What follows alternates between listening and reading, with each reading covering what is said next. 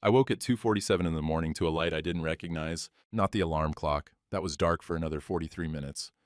Not the moon through the curtains. This was closer, brighter. Linda's phone lit up on the nightstand between us. My eyes adjusted. I could read the message plain as day. Can't wait till he's gone. Tuesday at the usual. B. My hands started shaking under the quilt. The kind of shake that comes from somewhere deep, not from the cold, though the room was cold enough.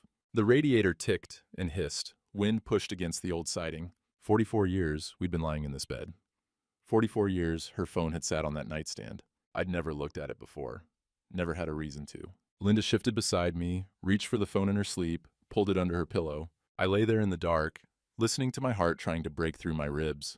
The alarm went off at 3:30 like it had every morning for 43 years. I was already awake, had been since the phone lit up. Linda stirred, silenced the alarm, got up without a word. I heard her feet on the bathroom tile, heard the door close, heard the shower start. I got dressed in the dark.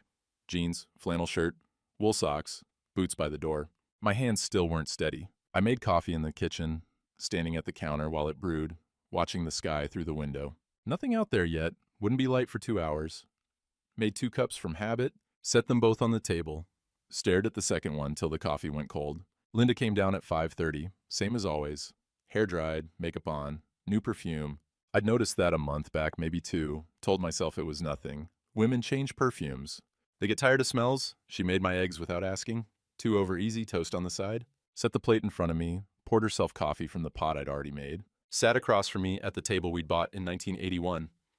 "Sleep all right?" she asked. I looked at her face. Same face I'd looked at on our wedding day.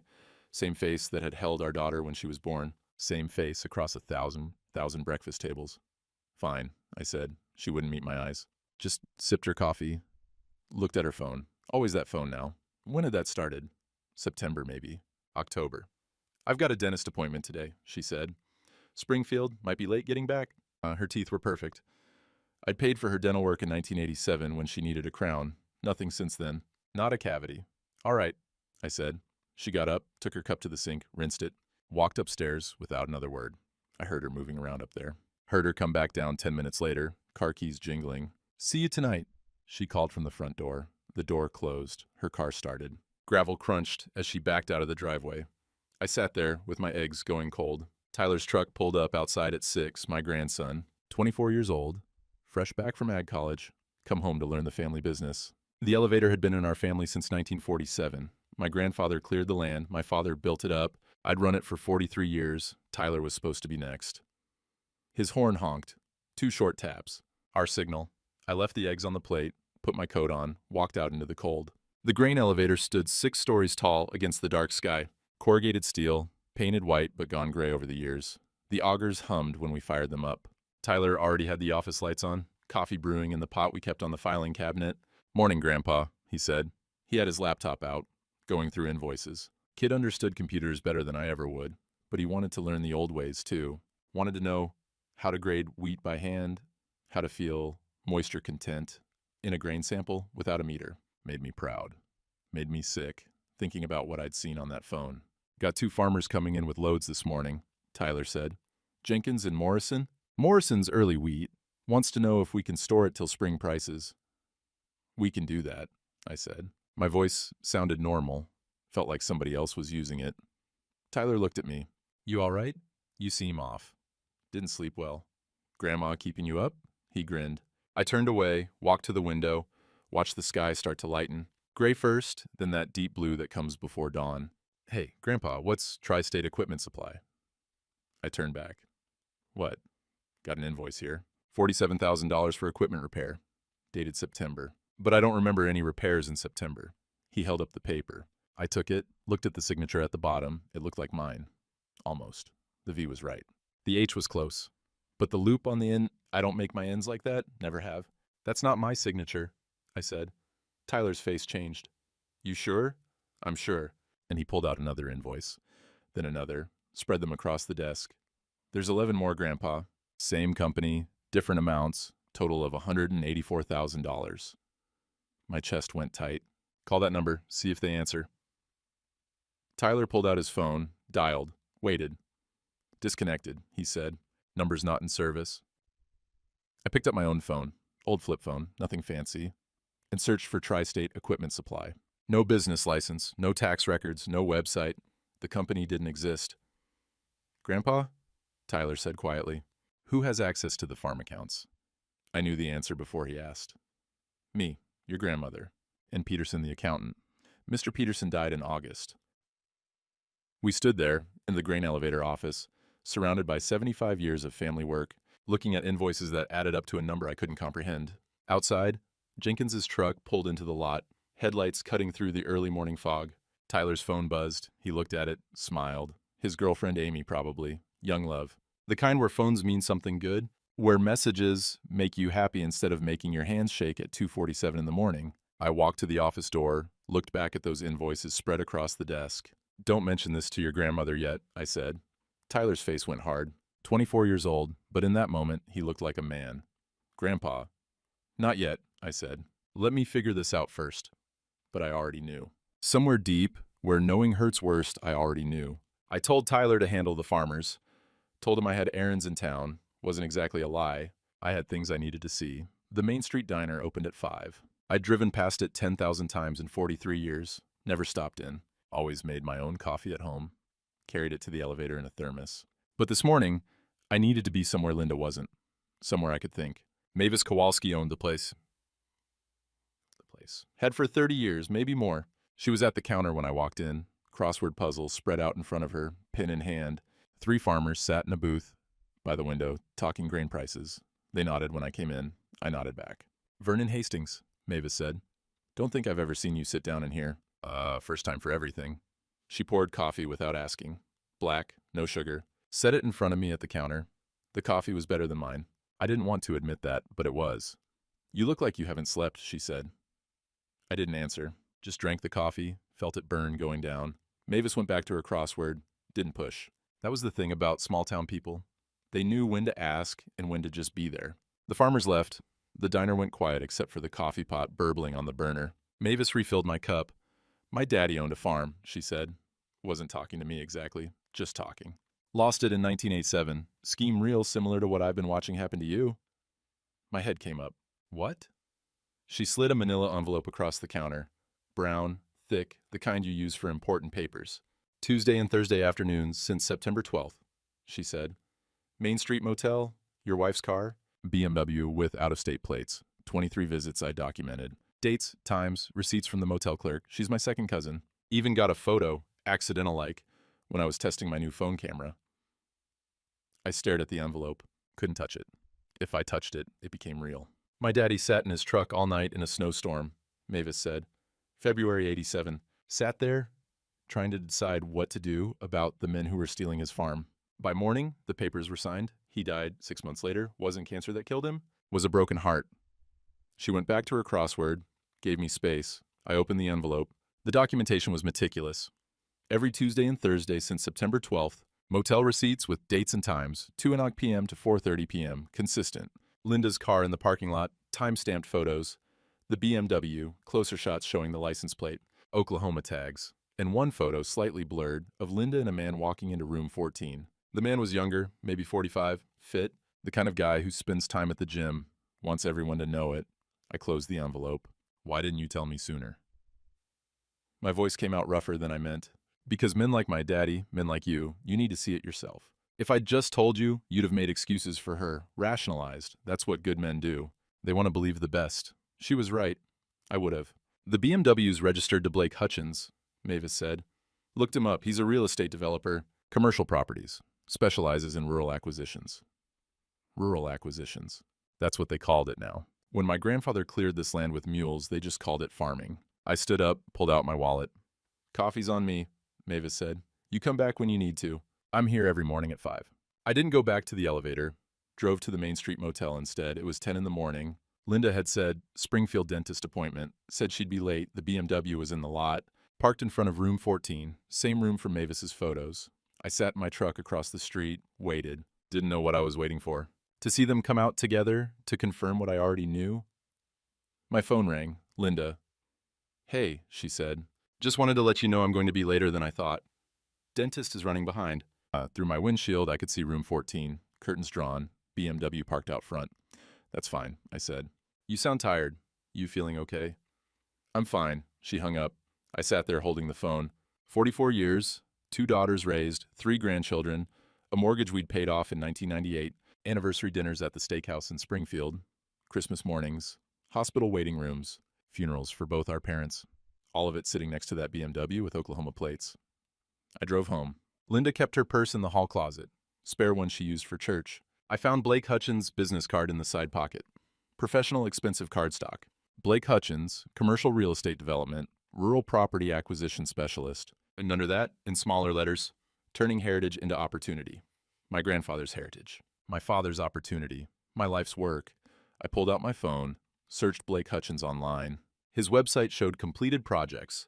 Grain elevators demolished, replaced with strip malls, family farms turned into apartment complexes. Small town properties revitalized into commercial developments. Every photo showed Blake in a hard hat, smiling, holding a shovel. I found a property listing dated November 14th.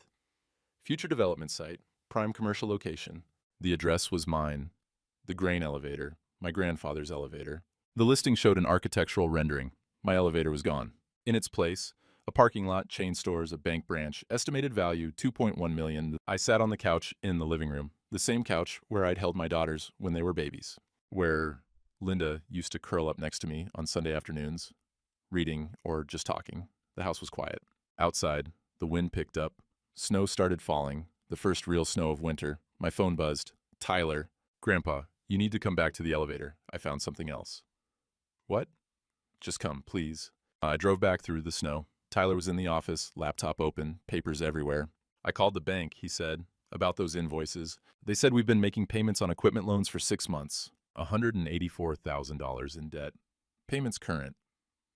I never authorized any loans. I know, but someone's been making the payments from our operating account. The bank says if the debt isn't resolved, foreclosure proceedings start March 1st, 60 days. Who's been making the payments? I asked. Tyler's face told me the answer before he said it. The account only has 3 authorized users, Grandpa. You, Grandma, and Mr. Peterson. And Mr. Peterson's been dead since August. The snow fell harder outside. I could hear it hitting the office windows, could hear the wind rattling the old elevator walls.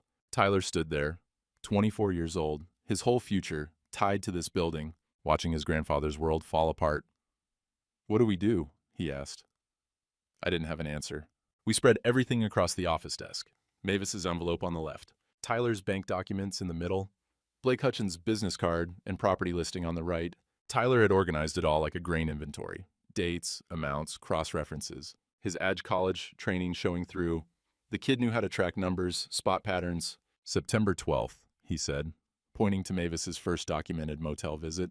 Same day the first invoice appears. September 15th, the loan gets established at the bank, all within 3 days. Peterson died August 23rd, I said. Tyler nodded. And Grandma started having access to the account solo right after the funeral. You were too torn up to deal with paperwork, remember? She said she'd handle it. I remembered. Peterson had been our accountant for 20 years. Heart attack took him fast. Linda had stepped in, said she'd keep the books until we found someone new, said she wanted to help. She'd helped, all right. There's more, Tyler said. He pulled up something on his laptop. Blake Hutchins has 3 prior projects in Oklahoma. All grain elevators or family farms. All elderly owners. I found property records. Every single one sold under distress. Foreclosure, debt, sudden financial crisis. He turned the laptop toward me. 3 properties, 3 families, 3 demolished buildings replaced by commercial development. How'd you find this? Public records. Took me 2 hours. He clicked to another page. And Grandpa, one of the families filed a lawsuit, said the debt was fraudulent, case got dismissed, insufficient evidence. But the complaint document is still online. They described the exact same pattern. Forged signatures, fake companies, mysterious loans. My hands were shaking again. I pressed them flat on the desk. The office door opened. Mavis walked in, carrying a coffee urn and a bag from the diner.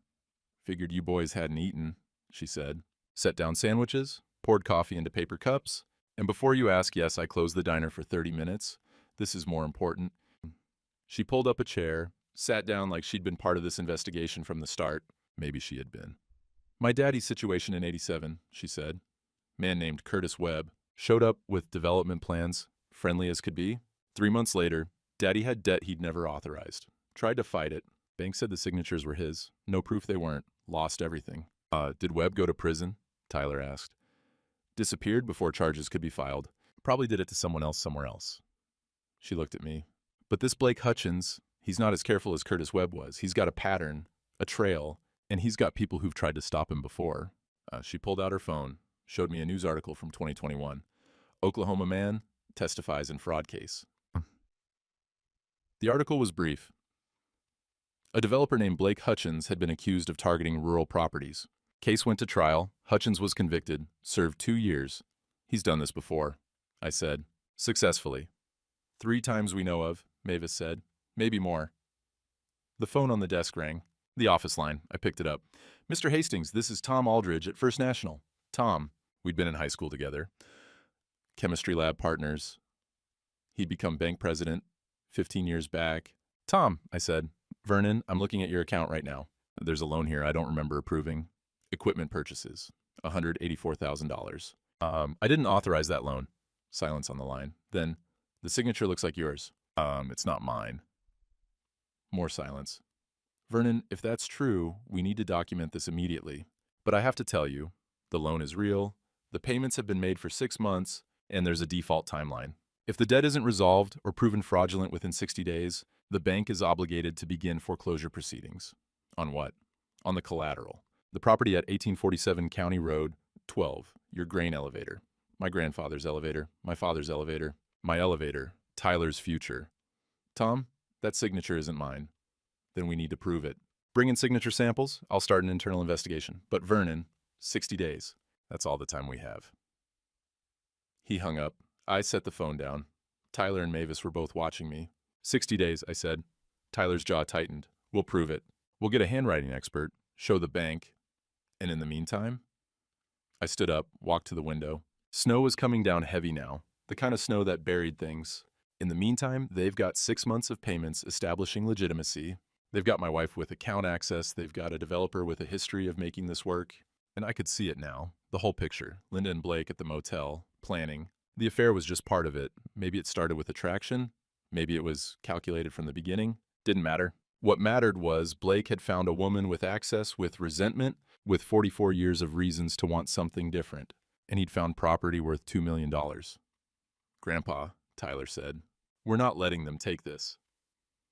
I looked at him, 24 years old, his whole life ahead of him. The 5th generation of Hastings, who was supposed to run this elevator. No, I said, we're not. Outside, the snow fell harder. I grabbed my coat. Where are you going? Tyler asked. Home. I need to see something. I drove back through the storm. The roads were already slick. Took me twice as long as usual. By the time I pulled into the driveway, Linda's car was there. She was home early. I sat in the truck, engine running, heater blasting, stared at our house. 44 years we'd lived there. Raised our girls there, celebrated and grieved there. I couldn't go inside. Couldn't sit across from her at dinner, pretend everything was normal. Couldn't lie in bed tonight, knowing what I knew. I put the truck in reverse, backed out of the driveway, drove back to the elevator, parked in the lot. Tyler's truck was gone. He'd gone home to his apartment, probably. To Amy, to his normal life. I sat there as the snow piled up on the windshield. The elevator loomed beside me, dark against the storm. 6 stories of corrugated steel, 75 years of family work, worth $2 million to a man who'd never swung a hammer, never grated a bushel of wheat, never stood in this lot at 4 a.m., wondering if the spring wheat would come in strong enough to make payroll. My breath fogged the windows. The cold seeped in around the door seals. I didn't start the engine, just sat there in the dark, in the cold, while the snow buried me. I don't know how long I sat there. Long enough for the windows to ice over on the inside. Long enough for my fingers to go numb, even in my gloves. Long enough to watch the snow pile up on the hood until I couldn't see past it. The truck cab felt smaller with every minute. The world outside disappeared into white. Just me in the cold, and 75 years of family history sitting 6 stories tall beside me, about to be demolished for a parking lot. I thought about my grandfather. He'd cleared this land in 1923 with a team of mules. Took him 4 years to save enough money to build the elevator. My father was 10 years old when they poured the foundation. Told me once he'd carried water to the work crew. Felt like the most important job in the world. My father died in this elevator. Heart attack at 63, right there in the office where Tyler had been working this morning. I'd found him slumped over the desk, ledger book still open under his hand. Didn't seem right that it would end with forged signatures and a man in a BMW. Someone knocked on the window. I wiped the fog away. Mavis stood there in the blizzard, holding a paper coffee cup. No coat, just her diner apron and a cardigan. I unlocked the door. She opened it, handed me the coffee. You planning to freeze to death out here? Hadn't decided yet. My daddy sat in a truck like this. February '87, during that ice storm, sat all night. By morning it was too late to fight. They'd already won. She stood there in the snow, not getting in, not leaving. Some things aren't worth saving, Vernon. Bad marriages, lies, pretense, but a man's dignity, that's worth fighting for. And that elevator, that's not just property, that's proof you existed, that your people existed. I don't know how to fight this. Yes, you do. You've just forgotten. She put something on the passenger seat, another envelope. This is everything I have. Dates, times, photos, receipts, your wife and Blake Hutchins, 23 meetings. You want to save that elevator, you're going to need ammunition. This is part of it. She walked back toward the diner, disappearing into the snow. I opened the envelope, looked at the documentation again. This time I didn't just see evidence of betrayal. I saw timeline, pattern, proof of conspiracy. The passenger door opened. A man climbed in, shaking snow off his coat. Older, thin, face I hadn't seen in 30 years. Hello, Vernon, my brother Dale. Hadn't spoken to him since our father's funeral in 1995. We'd fought over the will. Dad left me the elevator, left Dale cash. Dale said it wasn't fair, said I'd manipulated the old man, said things you can't take back. He'd moved to Oklahoma. I'd stayed here. That was the end of it. What are you doing here? I asked. Tyler called me, told me what's happening. He held up his phone. Told me about Blake Hutchins. You drove up from Oklahoma in a blizzard? I was already driving. Been on the road 2 days. He coughed, a wet sound that rattled in his chest. Got 6 months to live, maybe. Lung cancer, stage 4. Came back to make things right before I go. We sat there in silence. Two brothers who hadn't spoken in 30 years, sitting in a frozen truck while snow buried the family business. I know Blake Hutchins, Dale said. What?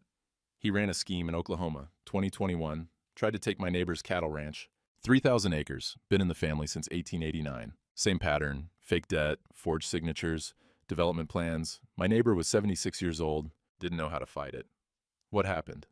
I testified. Had documentation of Blake's prior fraud convictions, Kansas 2017, Missouri 2019. Both times he targeted rural properties, elderly owners. Got probation in Kansas, 2 years in Missouri. Served 18 months. Dale pulled out his phone, showed me court documents. Judge threw the book at him in Oklahoma, called him a predator, banned him from real estate development for 5 years. That was 2021. 4 years ago. His ban's almost up. Dale scrolled through more documents. He's been careful since then, quieter, but the pattern's the same. Finds a vulnerable property, finds a way in, usually through a spouse or family member, creates fake debt, forces a sale, flips it for commercial development. I stared at the documents. Blake's mugshot from the Missouri arrest. Court testimony, victim statements, 7 known victims across 3 states. Why didn't they put him away for good? Rich folks got good lawyers. Small-town elderly folks don't fight hard enough. They're ashamed, embarrassed, don't want their neighbors knowing they got fooled. Dale looked at me. You going to let that happen to you? Linda's involved. She's been making payments, forging signatures. If I fight this, your marriage is already over, Vernon. You know that.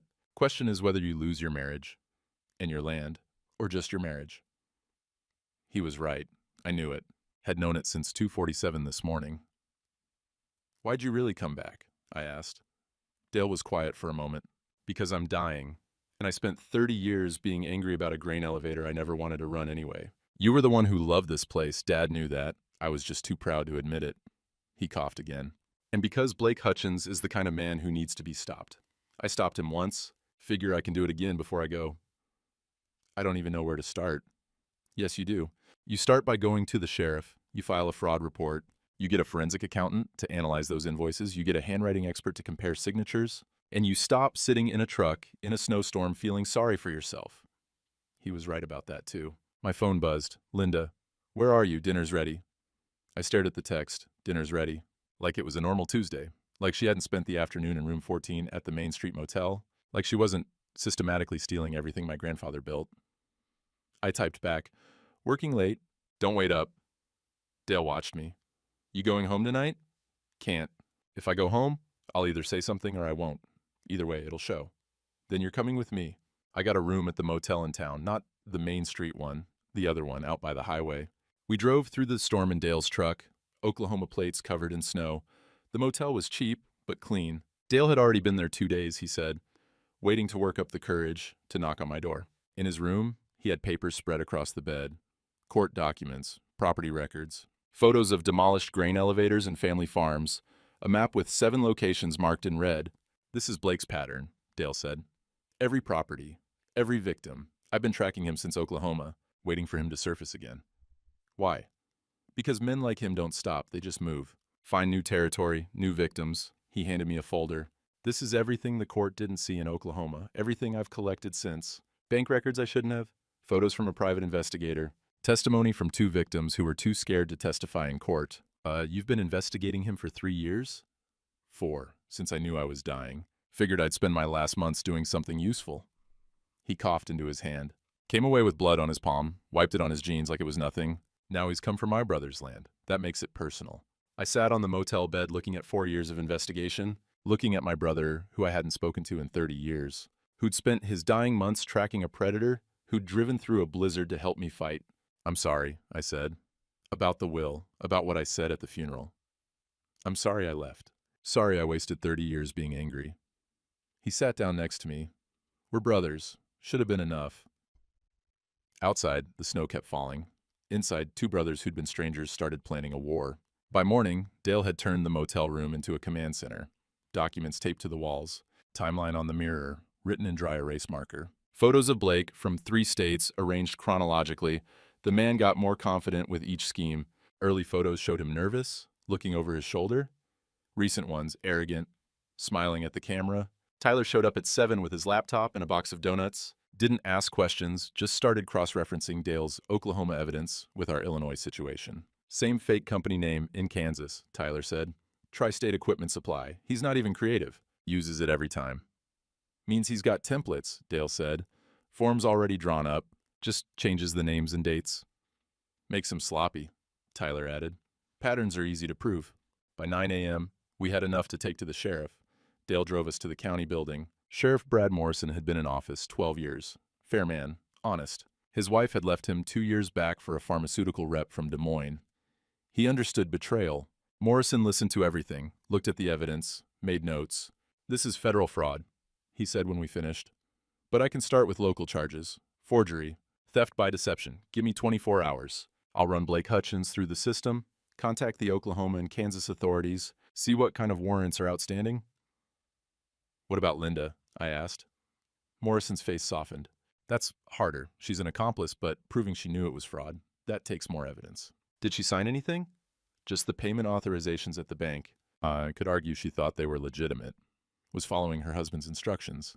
He closed his folder, but we'll see what we find. We went back to the grain elevator. Tyler had work to do. 3 farmers were coming in with winter wheat. Dale and I sat in the office waiting. My phone rang at noon. Tom Aldridge from the bank. Vernon, I've been looking at those signatures. You're right, they're not yours. Close, but not quite. The way you form your H is different. The spacing is off. Well, what does that mean? Means I can halt the foreclosure proceedings while we investigate. Buy you maybe 90 days. But Vernon, someone's been making payments from your account for 6 months. That money's gone. $112,000 total. Even if we prove fraud, recovering those funds will take years. $112,000. Our operating capital, the buffer we kept for bad harvest years, gone. Who authorized the payments? I asked. Tom was quiet. Account records show Linda's login credentials. Every transaction. I hung up. Dale watched me from across the desk. What now? Now I have to go home. Have to face her. Can't keep avoiding it. You sure you're ready? I wasn't. But ready didn't matter anymore. I pulled into the driveway. At 1 p.m., Linda's car was there. She'd be in the kitchen, probably. Making lunch. Acting like everything was normal. I sat in the truck. Couldn't make myself go inside. What would I say? What does a man say to a woman he's been married to for 44 years when he finds out she's been stealing from him? When she's been lying in a motel room with another man, planning to take everything his grandfather built? My phone buzzed. Linda, are you coming in for lunch? I looked at the house. Saw her shadow pass by the kitchen window. Couldn't do it. Not yet. I backed out of the driveway, drove to the elevator, parked in the lot. Tyler was loading grain. Dale was in the office on the phone with someone in Oklahoma. I sat in the truck. The passenger door opened. Mavis climbed in. You look worse than yesterday, she said. Feel worse. She handed me a folder. County Prosecutor Ellen Nash, she's Tom's daughter-in-law, handles fraud cases. I called her, told her the basics. She wants to meet you. Said Blake Hutchins scammed her cousin in Oklahoma, cattle ranch, 2021. She's been wanting to nail him for 3 years. Everyone wants to nail him. No one has. Because the victims gave up, got embarrassed, walked away. Mavis looked at me hard. You gonna give up, Vernon? I thought about my grandfather with his mules, my father carrying water to the work crew, Tyler, 24 years old, learning to grade wheat by hand because he wanted to honor the old ways. No, I said. Good. Ellen can meet you tomorrow, 9 a.m. Bring everything. And she got out, walked back to the diner. I sat there in the truck, snow melting off the windshield now. The storm had passed, sky was clearing. Through the office window, I could see Dale on the phone, Tyler at his laptop. 2 generations working to save the middle one. My phone buzzed again. Linda. Where are you? I didn't answer. Tomorrow I'd meet the prosecutor. Tomorrow I'd start fighting back. Today, I just needed to not fall apart. I started the engine, drove to the motel where Dale was staying, knocked on his door. I need a place to stay tonight, I said. He stepped aside, let me in. On the bed was one more document, a prenuptial agreement, dated June 1979, signed by me and Linda. My father had insisted on it. Linda had laughed, signed it anyway. Said she didn't care about paper, she loved me. I'd forgotten it existed. Dale had found it in the county records that morning. I picked it up, read the clause on page 3. In the event of fraud, adultery, or theft by either party, all property rights revert to the non-offending party. The offending party receives no assets from the marriage. My father's voice in my head. Son, paper protects what love can't.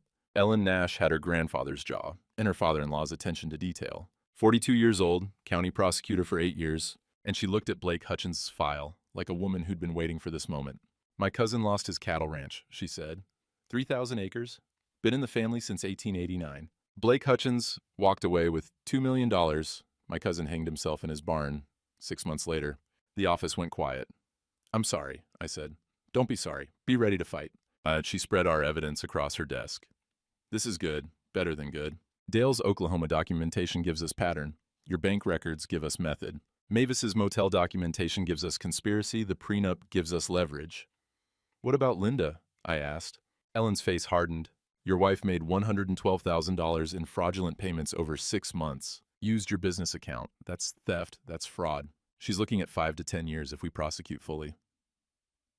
5 to 10 years. The mother of my children. The woman who'd held my hand through my father's funeral. But, Ellen continued, if she cooperates, testifies against Blake, returns whatever money she still has access to, we could offer a deal. Probation, restitution, no jail time. I don't want her to go to jail, I said. I just want my land secure. Ellen nodded. Then we focus on Blake. He's the predator. She's the accomplice. We can work with that. Sheriff Morrison came in, dropped another file on the desk.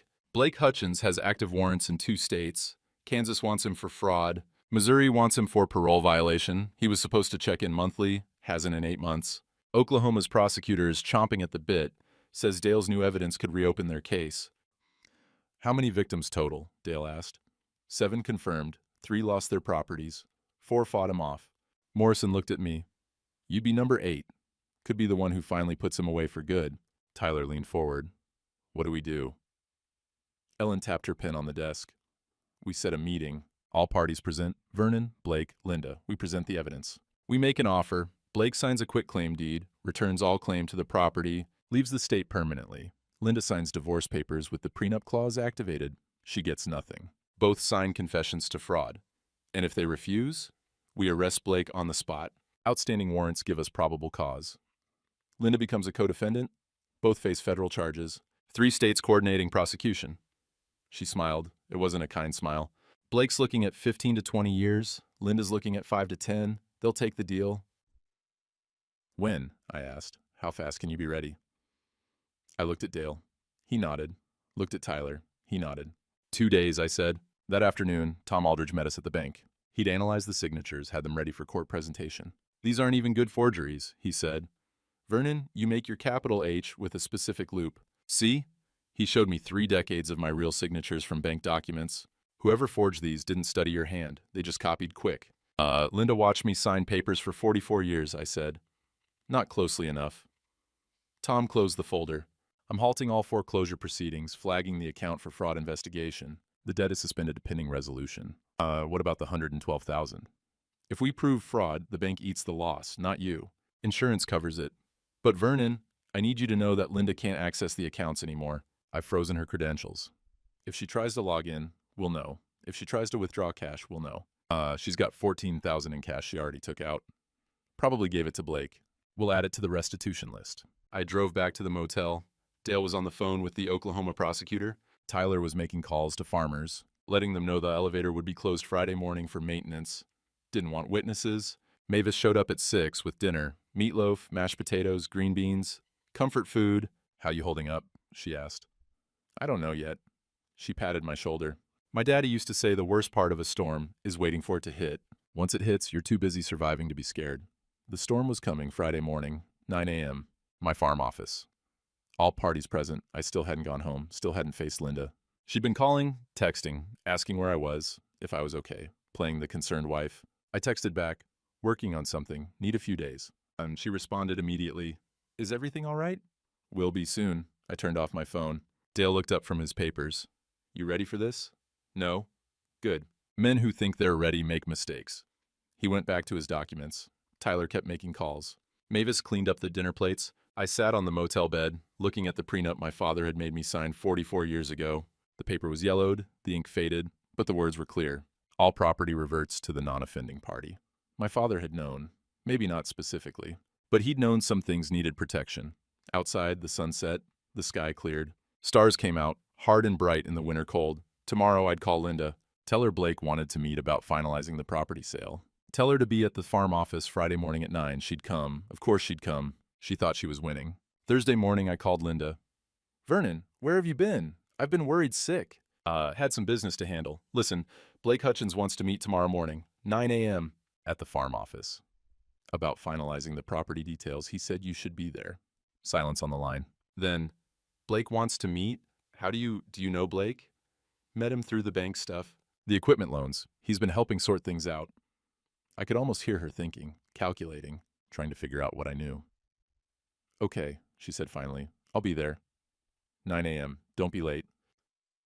I hung up before she could ask more questions. Dale was watching me from across the motel room. You're getting good at lying. Learn from the best. Friday morning started dark and cold. Stars still out at 5 a.m. when I got to the grain elevator. Tyler was already there, setting up the office. We moved chairs around. Vernon's desk in the center. 2 chairs opposite for Blake and Linda. Chairs along the wall for witnesses. Sheriff Morrison arrived at 7 with recording equipment. Set up a digital recorder on the desk, explained the legality. Illinois is a one-party consent state, he said. As long as one person in the room knows it's being recorded, it's admissible. You know, that's enough. Ellen Nash came at 7:30 with a briefcase full of documents. Quitclaim deed, divorce papers, fraud confessions, all ready for signatures. Remember, she said, we present the evidence first. Let them see what we have, give them time to understand they're caught, then we offer the deal. Blake signs away all property claims and leaves Illinois. Linda signs the divorce with prenup terms. She gets nothing. Both confess to fraud. In exchange, reduced charges, possibly probation instead of prison. And if they refuse? Morrison touched his hip, his service weapon. Blake has active warrants. I arrest him the second he refuses. Linda becomes a co-defendant. Both go to jail today. Mavis arrived at 8 with coffee. Set up a full urn in the corner, paper cups, sugar, creamer. Like this was a church meeting instead of an ambush. Dale positioned himself by the window. He'd lost 10 pounds since I'd seen him 3 days ago. The cancer eating him from inside, but his eyes were sharp, focused. Tom Aldridge came at 8:30, brought the signature analysis, brought bank records going back 6 months, brought his 40 years of knowing my handwriting. At 8:45, everyone was in position. Tyler stood by the door. Grandpa, Grandma's car just pulled up. My chest tightened. Blake's right behind her, Tyler added. BMW. Through the window, I watched them meet in the parking lot. Linda said something to Blake. He laughed, touched her arm, confident, like they'd already won. They walked toward the office together. Dale moved away from the window. Morrison checked his recorder. Ellen arranged her papers. Mavis poured coffee. She knew, no one would drink. The door opened. Linda came in first, saw the full room, stopped. Blake pushed past her, saw Sheriff Morrison, saw Ellen Nash in her prosecutor's suit, saw Dale, saw Tom from the bank. His confidence flickered. What is this? Blake asked. Sit down, I said. Linda's face had gone white. Vernon, what's going on? Sit down. They sat. Blake trying to maintain composure, Linda's hands shaking. Morrison stepped forward. Mr. Hutchins, I'm Sheriff Brad Morrison. This conversation is being recorded. You have the right to remain silent. You have the right to an attorney. I know my rights. What am I being accused of? I slid the first folder across the desk. Blake opened it. His face changed. Inside, photos from the Main Street Motel. 23 visits documented. Dates, times, receipts. Linda and Blake entering room 14. Linda saw them. Vernon? Don't, I said. I slid the second folder. Bank records. $112,000 in fraudulent payments. Linda's login credentials on every transaction. Third folder, forged invoices. Tom's signature analysis. Proof they weren't mine. Fourth folder, Blake's criminal history, 3 states, 7 victims. Court documents. Mugshots. Victim testimonies. Blake closed the folder slowly. Fifth folder, property listing. My grain elevator marked for demolition. Blake's development company listed as buyer. That's my family's land, I said. 4 generations. You thought you'd pave it over for a parking lot. Blake leaned back. This is entrapment. This is a voluntary meeting, Ellen Nash said. You can leave anytime, in handcuffs. Linda was crying now. Vernon, please. I can explain. Blake cut her off. Shut up, Linda. She looked at him. Really looked at him, saw what I'd already seen. He didn't love her, never had. She was just a tool. Access to accounts. A way inside. Don't tell me to shut up, Linda said. This was your idea. I said shut up. And there it was, the predator showing his teeth. I slid the last folder across the desk. The prenuptial agreement. 44 years old. Page 3, highlighted. Linda picked it up, read the clause. Her face crumbled. In the event of fraud or adultery, all property reverts to the non-offending party. The offending party receives nothing. She looked at me. You knew about this? My father made me sign it. You signed it too, June 1979. You laughed, said you didn't care about paper. I kept my voice level. Guess paper matters now. Blake was reading over her shoulder. His jaw tightened. Ellen Nash stood. Here's your choice. Mr. Hutchins, you sign a quitclaim deed transferring all property claims to Vernon. You sign a confession to fraud conspiracy. You leave Illinois within 72 hours and never contact the Hastings family again. Mrs. Hastings, you sign divorce papers with the prenup clause activated. You receive no assets from the marriage. You also sign a fraud confession. Do this now and we recommend reduced charges, probation, restitution, possibly no jail time. And if we refuse? Blake asked. Morrison stepped forward.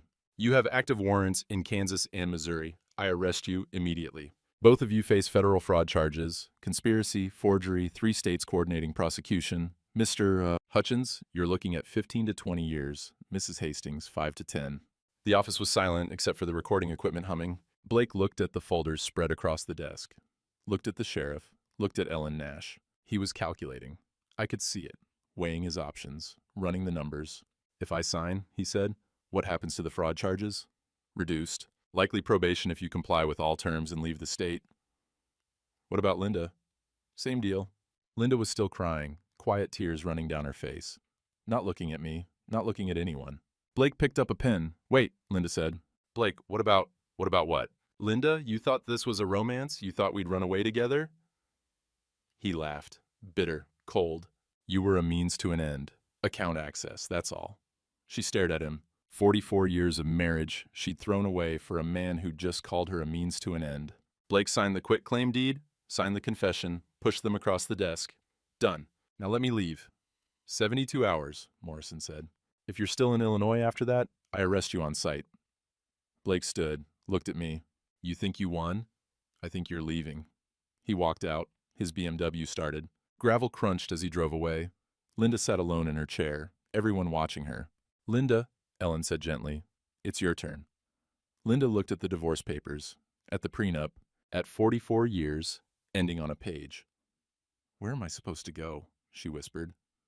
Not my concern, I said. She signed. Her hand shook so bad the signature was barely legible. But it was legal, witnessed, final. She stood, looked at me one last time. I did love you, once. Not enough, I said. She walked out. Her car started, drove away. The office was quiet. Tyler sat down heavily. Dale coughed into his hand. Mavis poured coffee no one wanted. Morrison collected the signed documents. It's over. But it didn't feel over. It felt like standing in the rubble of something that used to be whole. Morrison handed the signed documents to Ellen Nash. She put them in her briefcase, locked it. Official, legal, done. Blake Hutchins leaves Illinois by Monday, she said. If he violates the order we coordinate with Kansas and Missouri, he'll be in custody within 24 hours. As for Linda, she paused. Vernon, she signed the divorce papers. The prenup clause is activated. The house, the land, the grain elevator, all yours. She gets nothing. Where did she go? Tyler asked. Springfield, probably, Mavis said. She mentioned a sister there once, long time ago. Tom Aldridge cleared his throat. The bank will reverse the fraudulent debt by Monday. The $112,000 in payments. Our insurance covers it. Your operating account will be restored. Foreclosure proceedings are permanently dismissed. I nodded. Couldn't speak yet. Dale moved from the window, sat down in the chair Linda had just vacated. He looked gray, tired, like the fight had taken whatever energy he had left. Dale, I said. I'm fine, just need a minute. But he wasn't fine. I could see it. The cancer was winning. Maybe he'd had 6 months when he drove up here. Maybe now it was less. Morrison packed up his recording equipment. I'll file the confessions with the court today. Blake's on our radar now. If he even looks at rural property again, we'll know. What about the other victims, like I asked? The 7 families. Ellen's face softened. I've already contacted them. With Blake's confession and Dale's documentation, we can reopen some of those cases, maybe get restitution, maybe get justice. At minimum, they'll know it wasn't their fault, that they weren't alone. 7 families. 3 lost their land, 4 fought successfully, 1 man hanged himself in his barn. My cousin would have wanted this, Ellen said quietly. Thank you for fighting. They left one by one. Morrison, Ellen, Tom, each one shaking my hand, offering quiet support. Small-town solidarity. The kind that matters when everything else falls apart. Mavis was the last to leave. She hugged me, brief, firm, the kind of hug that says more than words. Coffee's on tomorrow at 5. You know where to find me? Then it was just me, Tyler, and Dale in the office. Tyler stared at the desk where all those folders had been. Is it really over? The legal part is, Dale said. The rest takes longer. What rest? Healing. Moving on. Building something new. Dale coughed again. More blood this time. He didn't hide it. Just wiped his hand on his jeans. You'll run this elevator now, Tyler. Do it better than your grandpa did. Better than I could have. Make it last another 75 years. Tyler's eyes filled. Uncle Dale? Don't. I'm not dead yet. Still got enough time to teach you the things your grandpa's too stubborn to teach. I almost smiled. Almost. We closed the elevator for the day. Tyler went home to Amy. Needed to see her. Needed normal life after watching his grandmother sign away 44 years. Dale and I drove to the diner. Mavis had left it open for us. Just us. She locked the door behind us, flipped the sign to closed. Eat, she said. Both of you look like death. Dale laughed. I am death. Got about 4 months now, I reckon. Then eat anyway. She brought out pot roast, mashed potatoes, gravy, the kind of meal that says someone cares without having to say it. We ate in silence. The diner was warm, safe. Outside, the sun was setting. End of the longest day. What happens to Linda? Dale asked. Don't know, don't care. But that was a lie. 44 years doesn't disappear just because you sign papers. She made her choice. She did. Doesn't mean you won't grieve it. He was right. I'd grieve. Not for her, for what I thought we had. For the marriage I believed in that turned out to be something else. You did good today, Dale said. Dad would have been proud. Dad would have known sooner, would have seen it coming. Maybe, maybe not. Smart men get fooled by the people they love. That's not weakness, that's trust. Mavis refilled our coffee. My daddy used to say trust is a gift. When someone breaks it, that's on them, not you. We finished eating. Mavis packed up leftovers for us to take. Wouldn't let us pay. You come back tomorrow, she said to me. Regular time, 5 a.m. We'll start a new routine. Dale and I went back to the motel. He was coughing more now. Each breath labored. You should see a doctor, I said. Seen enough doctors. They can't fix this. He sat on the bed, looked at all the papers still taped to the walls. 4 years of investigation. 7 victims tracked. 1 predator stopped. We did good work this week. You did. I just showed up. You fought. That's what mattered. He lay back on the bed. I'm glad I came home. Glad we fixed things before I go. Me too. We sat in silence. Brothers again, after 30 years of being strangers. Vernon? Yeah? When I die, I want to be buried here, next to Dad, if that's all right. My throat tightened. That's all right. Good. He closed his eyes. Wake me if I stop breathing. You'll wake yourself up coughing. He smiled. Probably right. I didn't go home that night either. Couldn't face the empty house. Not yet. Stayed at the motel. Lay in the other bed, listening to Dale's ragged breathing. thinking about everything that had happened in 5 days. Monday morning, I'd woken up married. By Friday afternoon, I was divorced. Monday morning, I'd been 3 weeks from losing the grain elevator. By Friday afternoon, it was secure. Monday morning, my brother was a stranger. By Friday night, he was family again. In 4 months, maybe less, Dale would be gone. The cancer would finish what it started. But for now, he was here, and that had to be enough. My phone buzzed. Tyler. Grandpa, you okay? I'm okay. You need anything? No, go be with Amy. I'll see you Monday. Love you, Grandpa. Love you too, kid. I set the phone down, closed my eyes. Dale's breathing evened out. Sleep, not death, not yet. Outside, stars came out. The same stars that had been there when my grandfather cleared this land. The same stars that would be there when Tyler passed it on to his kids. Some things change. Some things don't. I'd lost a wife, kept a brother, saved a legacy. Tomorrow I'd start figuring out what comes next. Tonight, I just needed to not fall apart. I didn't. Spring came slow that year. March brought mud and cold rain. April brought green shoots in the fields and morning frost that killed them. May finally brought warmth that stayed, sun that meant something. I moved back into the house in late March. It took me 6 weeks to walk through that door. Everything was the same. Same furniture, same dishes in the cabinets, same quilt on the bed Linda and I had shared for 44 years. I slept in the guest room for 2 months. Couldn't bring myself to sleep in our bed. Eventually donated it to Goodwill.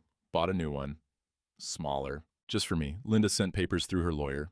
Wanted some of her things. Photo albums. Her mother's china. Clothes. I boxed it all up, had Tyler drive it to Springfield. Didn't want to see her. Didn't trust what I'd say if I did. Tyler told me she was working retail at a department store. Living with her sister in a one-bedroom apartment. Said she looked older, smaller.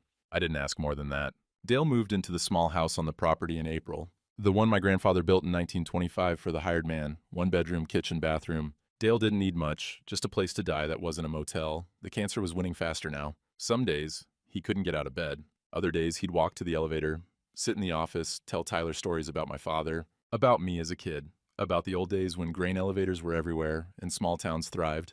Your grandpa was always the responsible one, Dale told Tyler one afternoon. I was in the office doorway, listening.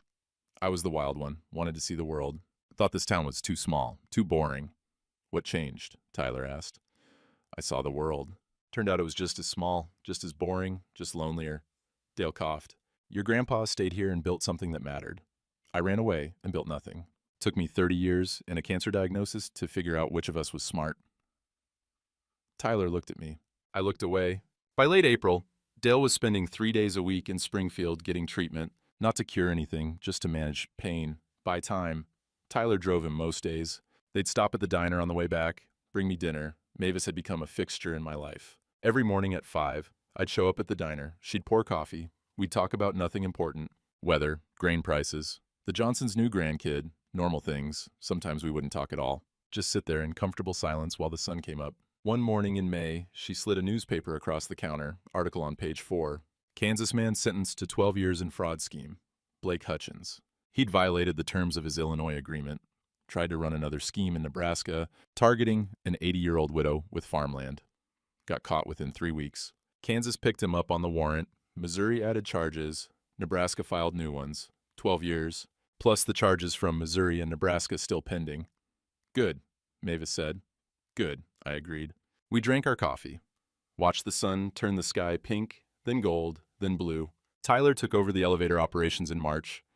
I stayed on as advisor, but the day-to-day was his now. He was better at it than I'd been at his age. Better with computers, better with farmers, better at seeing how to modernize without losing what made the place special. He and Amy got engaged in April. Small ceremony planned for September, just family and close friends. They wanted Dale to be there, but we all knew he wouldn't make it to September. Do it in June, Dale said when they told him. I'll make June. So they moved the date up, June 15th, at the farm. Simple, the way Tyler wanted it. Amy's parents didn't ask about Linda. Small-town people knew the story by now. Knew better than to bring it up. The church ladies stopped whispering around me by April. Started treating me normal again. Inviting me to potlucks, asking if I needed anything, including me in conversations like I wasn't the man whose wife had tried to steal his land. Mrs. Henderson pulled me aside after service one Sunday. Vernon, I saw what was happening. Saw Linda's car at that motel. Should have said something sooner. I'm sorry. Not your fault, I said. Still, should have spoken up. Appreciate that. She patted my arm, went back to her pew. That was the thing about small towns. People knew your business, judged you for it, but they also rallied around you when you needed them, showed up, bore witness. Dale taught Tyler everything in those last months. How to grade wheat by hand, how to judge moisture content by feel, how to read farmers, how to know when to extend credit and when to demand cash. All the things my father taught me, Dale taught Tyler. I'd watch them from the office window. Dale thin and gray, moving slow. Tyler young and strong, taking notes on his phone but listening with respect. 2 generations passing knowledge that went back to 1947. One afternoon in late May, I walked down to where they were working. Dale was showing Tyler how to splice a broken elevator belt. "Your grandpa never could splice worth a damn," Dale said. "Always called me to do it." "That's because you were better at it," I said. "Damn right I was." He coughed, steadied himself against the elevator wall. "Tyler, remember this. Every man's got something he's best at. Your grandpa's best at seeing the whole picture. I was best at fixing the details. You'll be best at something else. Figure out what that is, then do it better than anyone." Tyler nodded. "Yes, sir." Dale looked at me, smiled. "Not bad, this family business. Glad I came home." "Me too," I said. June came warm and clear. Dale was still alive. Weaker every day, but alive. We held Tyler and Amy's wedding on the 15th. Small ceremony under the oak tree behind the farmhouse. Mavis catered, 20 people total. Dale sat in a wheelchair, oxygen tank beside him, watching his nephew marry a good woman. The preacher kept it short. Tyler and Amy said their vows, meant them, you could tell. When they kissed, Dale applauded, weak but determined. After the ceremony, we had dinner on folding tables in the yard. Mavis's pot roast. Ellen Nash came, brought her husband and kids. Sheriff Morrison came. Tom Aldridge came. The people who'd helped save the elevator. Dale ate a little, talked a little, told embarrassing stories about me as a kid, made everyone laugh. As the sun set, Tyler and Amy cut the cake. Dale raised his glass, water, not champagne, and gave a toast. "To family," he said. "The one you're born with and the one you choose. May they be the same." We drank to that. Dale died 3 weeks later, July 7th, early morning. Tyler found him in the small house, lying in bed, peaceful. Like he'd just gone to sleep and decided not to wake up. We buried him next to our father. Simple service. Didn't need much said. The people who knew him were there. That was enough. At the graveside, I put my hand on the casket. 43 years we'd been strangers. 4 months, we'd been brothers again. 4 months was enough. By August, life had found a rhythm. Tyler ran the elevator. I advised, when needed, stayed out of the way, when not. Mavis poured coffee every morning. The church ladies included me in their circles. The farmers treated me like I'd always been treated, with respect earned through decades of fair dealing. Linda became a story people told, a cautionary tale. The woman who threw away 44 years for a man who saw her as a means to an end. I didn't tell that story. Didn't need to. Some mornings I'd stand at the grain elevator window, watching the sun come up, watching Tyler move through the facility with the confidence of someone who belonged there, watching the grain flow through the augers, that mechanical music that had been the soundtrack of my life. My grandfather's elevator, my father's elevator, my elevator, Tyler's elevator now, 4 generations. Nearly 80 years, still standing. Blake Hutchins had tried to pave it over for a parking lot, failed. Linda had tried to steal it, failed. The elevator remained. Some things you don't get over. You just build something new next to them. The grief sits there, permanent. But so does the work. So does the legacy. So does the sunrise coming up over land your grandfather cleared with mules. I'd lost a wife. Kept a brother, at least for a while. Saved a legacy. Found a new routine. Wasn't the life I'd planned. But it was the life I had. And some days, that was enough. I'm 70 now. 3 years since that Friday morning in the farm office. 3 years since Linda signed away, 44 years. 3 years since Dale came home. Tyler and Amy have a daughter now. Little thing, just 8 months old. They bring her to the elevator sometimes. She reaches for the grain when Tyler pours samples, laughs at the sound of the augers. 5th generation. Maybe she'll run this place someday. Maybe not. Either way, she'll know where she comes from. I still have coffee at Mavis's diner every morning at 5. Still sit at the same stool. We're past 70 now, both of us. Talk less than we used to. Don't need to talk much. This morning, I'm standing at the grain elevator window. Dawn breaking over fields that are greening up with spring wheat. Tyler's down below with a farmer, discussing storage rates. His daughter's in the office behind me, asleep in a carrier, making those small sounds babies make. I think about my grandfather sometimes. How he cleared this land not knowing it would last 80 years. How he built this elevator not knowing 4 generations would run it. How he did the work anyway. I think about my father. How he made me sign that prenup, protecting me from something he couldn't name but knew was possible. How his wisdom lasted longer than his life. I think about Dale. How he came home dying, spent his last months saving the family business. How 30 years of anger dissolved in 4 months of brotherhood. I think about Linda, sometimes. Not often. Heard she moved to Arizona. Her sister died, left her a small inheritance. Enough to live on. I hope she's all right. Hope she found whatever she was looking for. Mostly I think about this. Dignity isn't about winning. It's about not accepting your own erasure. It's about standing up. When standing up costs everything, it's about protecting what matters. Even when what matters is just dirt and grain and corrugated steel that's been standing since 1947. Some losses prune away the rot. What grows back is stronger. The sun clears the horizon. Tyler finishes with the farmer, waves up at me. I wave back. Behind me, the baby stirs. I turn from the window, walk over, pick her up. She's warm and sleepy and smells like milk and innocence. You want to see where you come from? I ask her. She blinks at me with Dale's eyes, with my father's eyes, with eyes that might see this place standing for another 80 years. I carry her to the window, show her the elevator, the fields, the morning sun on land her great-great-great-grandfather cleared. This is yours, I tell her.